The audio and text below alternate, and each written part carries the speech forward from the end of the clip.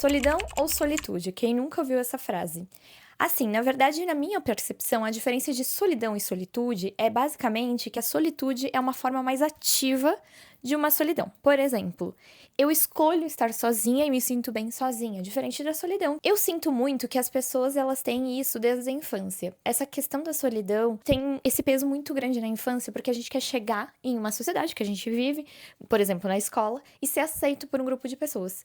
É muito complicado quando a gente não é aceito, quando a gente tem poucos amigos. Isso é vergonhoso aos olhos de muitas pessoas. Só que hoje em dia, depois de muito tempo, né, de vida, depois de algum tempo de vida, a gente vê que ser sozinho não é tão ruim. Ter poucos amigos também não é tão ruim, porque a gente escolheu os amigos certos pra estar conosco.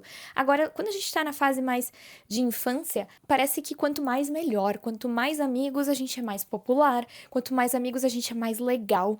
Não repararam isso? A gente tá sempre pensando que precisamos ser aceito por um grupo de pessoas.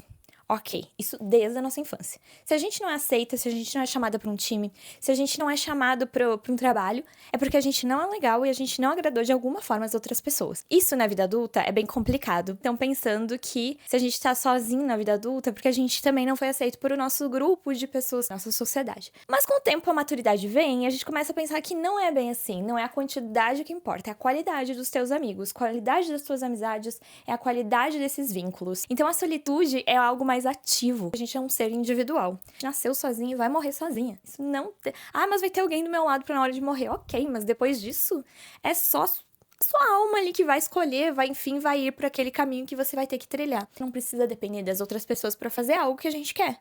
É muito legal compartilhar, só que hoje, às vezes, a sociedade impõe que precisa estar sempre compartilhando com alguém pra gente ser feliz. E vocês já perceberam que essa necessidade da gente estar sempre em companhia nos infantiliza? Parece que a gente precisa ter sempre alguém pra tomar conta da gente, a gente não consegue fazer as coisas sozinhas.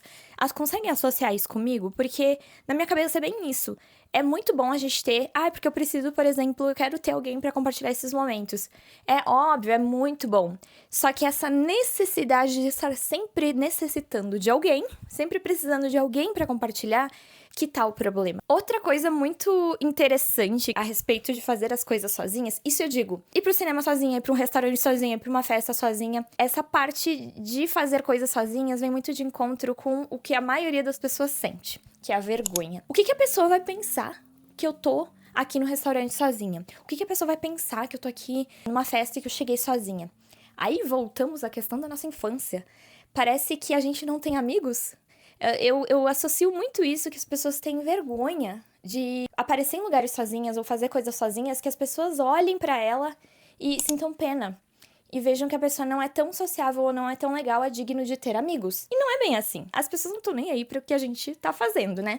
Isso todo mundo já sabe na teoria. Mas na prática ninguém faz porque tem medo que as pessoas vejam que sintam pena da gente. Essa questão da vergonha, acho que vem muito de encontro com o criador de conteúdo. Ouve muito falar sobre dane-se que as pessoas estão pensando e poste mesmo assim. Por que eu digo isso? Porque imaginem agora comigo o que vocês viram hoje de manhã quando estavam olhando o celular.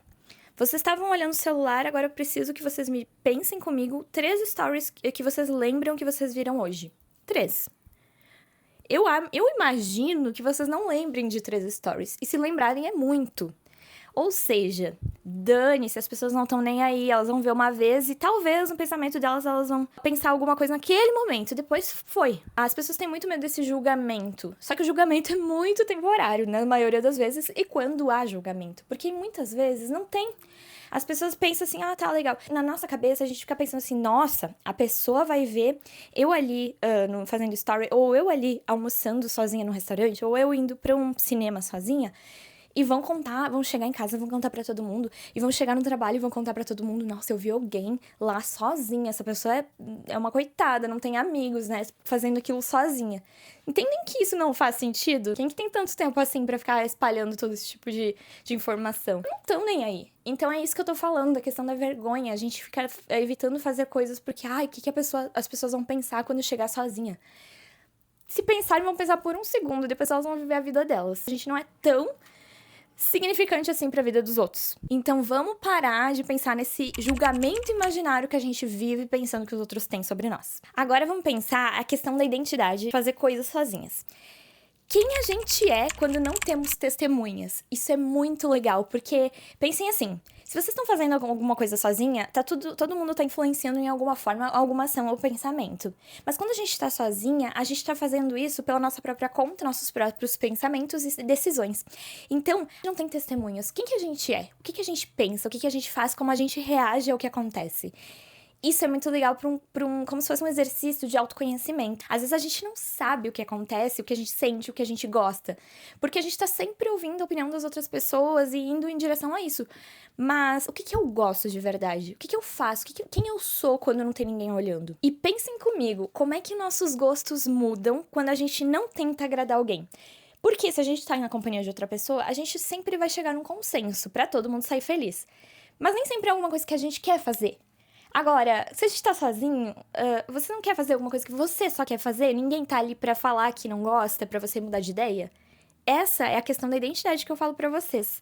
Quem você é sem as testemunhas. Agora pensem comigo, se vocês começarem a fazer exercícios ou começar a ter essas experiências solo, vocês não vão ficar com umas relações menos tóxicas. Influenciando a vida e as escolhas dos outros, a gente de uma forma acaba sendo um pouco tóxico. Porque tem pessoas que têm uma personalidade mais forte e tudo vai ter que ser do jeito dela. Ou tem pessoas que são mais tranquilas que precisam, enfim, que vão na onda.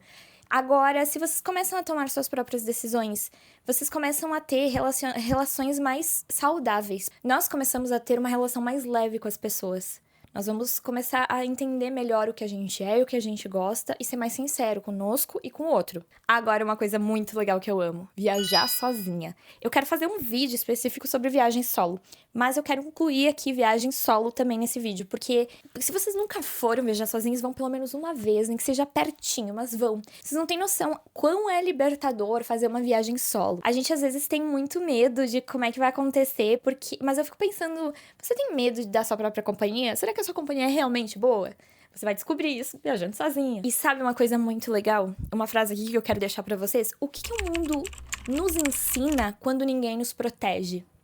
Olha, nossa, muito forte isso. Mas eu fico pensando assim, o que a gente aprende fazendo uma viagem solo quando não tem ninguém pra tomar decisões por nós ou nos proteger de algo que possa acontecer? Isso é o que o mundo vai ensinar. Então, o resultado disso é o que a gente vai aprender de lição. Outra coisa muito legal da solitude é a questão que a gente refina a nossa intuição. Sim, quando a gente fica sozinho, eu falo muito sozinha, tá? Então a minha cabeça, tipo, fica tudo meio barulhento. Mas quando a gente tá com mais pessoas, fica muito mais. Então eu começo a me escutar mais. Diferente quando a gente tá com outra pessoa, que a gente acaba se distraindo e mudando o foco muitas vezes. Então, façam alguma vez esses exercícios de poder se escutar mais, ouvir a nossa intuição. Uma outra coisa muito interessante é que a liberdade também é um músculo que a gente tem que ficar trabalhando. Ele é um músculo que fortalece com a prática. Por exemplo, na primeira vez que vocês forem sair sozinhos, vão se sentir um pouco mal. Nem sempre. Pode acontecer de umas pessoas gostarem de primeira, mas a maioria acha meio solitário, ruim, desagradável. Então, a primeira vez, depois disso, não desistam, porque a primeira vez pode ser que seja bem ruim. Agora, na segunda vez, já começa a ficar interessante. Então, eu digo que a segunda já é ok. Agora, a partir da terceira, vocês já começam a sentir que é muito libertador. Eu passo isso pra vocês porque, às vezes, vou tentar sair sozinha uma vez. E vão achar horrível, vão dizer assim, nossa, nunca mais. Mas deem chances. Que nem eu falei, a liberdade é um músculo que precisa ser fortalecido. A gente vive e convive numa sociedade, com amigos, com família, então a gente tá sempre em companhia. E vai ser muito difícil a gente desprender disso tão rápido. Mas, como eu disse, não vai ser sempre assim. Vocês vão poder sair uma vez, achar mais ou menos, na segunda vai estar melhorando um pouco, na terceira já vão começar a se acostumar e quando vê, vocês já estão fazendo várias coisas. E pensem que micromovimentos, não precisa fazer uma viagem internacional sozinha pela primeira vez. Não que eu não diga que vocês não precisem, tá? Porque vocês precisam, vocês podem pela primeira vez, não tem problema. Mas, se vocês querem começar aos poucos, façam algo mais simples. E pensem que micromovimentos, eles vão construir a sua coragem.